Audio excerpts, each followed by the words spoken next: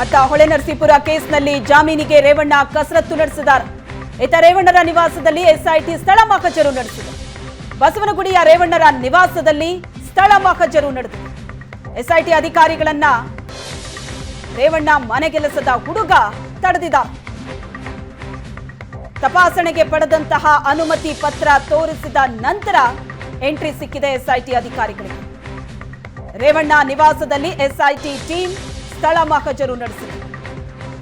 ಅತ್ತ ಹೊಳೆನರಸೀಪುರ ಕೇಸ್ನಲ್ಲಿ ಜಾಮೀನಿಗೆ ರೇವಣ್ಣ ಕಸರತ್ತು ನಡೆಸ್ತಾ ಇದ್ರೆ, ಇತ್ತ ಎಸ್ಐಟಿ ರೇವಣ್ಣರ ನಿವಾಸದಲ್ಲಿ ಸ್ಥಳ ಮಹಜರು ನಡೆಸಿದೆ. ಬಸವನಗುಡಿಯ ರೇವಣ್ಣರ ನಿವಾಸದಲ್ಲಿ ಎಸ್ಐಟಿ ಅಧಿಕಾರಿಗಳು ಸ್ಥಳ ಮಹಜರು ನಡೆಸಿದ್ದಾರೆ.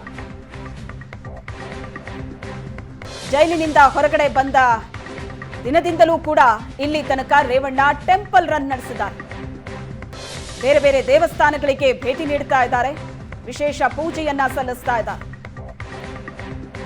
ಅದರ ಜೊತೆಗೆ ಕಾನೂನು ಹೋರಾಟದ ಬಗ್ಗೆಯೂ ಕೂಡ ತಯಾರಿ ನಡೆಸಿದ್ದಾರೆ. ವಕೀಲರನ್ನ ಭೇಟಿಯಾಗಿ ಚರ್ಚೆ ನಡೆಸ್ತಾ ಇದ್ದಾರೆ. ಈ ಪ್ರಕರಣದಿಂದ ಹೊರಬರೋದರ ಬಗ್ಗೆ, ಕಾನೂನಿನ ಚೌಕಟ್ಟಿನಲ್ಲಿ ಯಾವೆಲ್ಲ ಅವಕಾಶಗಳಿದೆ ಅನ್ನೋದರ ಬಗ್ಗೆ ವಕೀಲರ ಜೊತೆ ನಿರಂತರವಾಗಿ ಚರ್ಚೆ ನಡೆಸಿದ್ದಾರೆ. ಜೈಲಿನಿಂದ ಹೊರಗಡೆ ಬಂದ ದಿನದಿಂದಲೂ ಕೂಡ ರೇವಣ್ಣ ಬೇರೆ ಬೇರೆ ದೇವಸ್ಥಾನಗಳಿಗೆ ಭೇಟಿ ನೀಡುತ್ತಾ ಇದ್ದಾರೆ.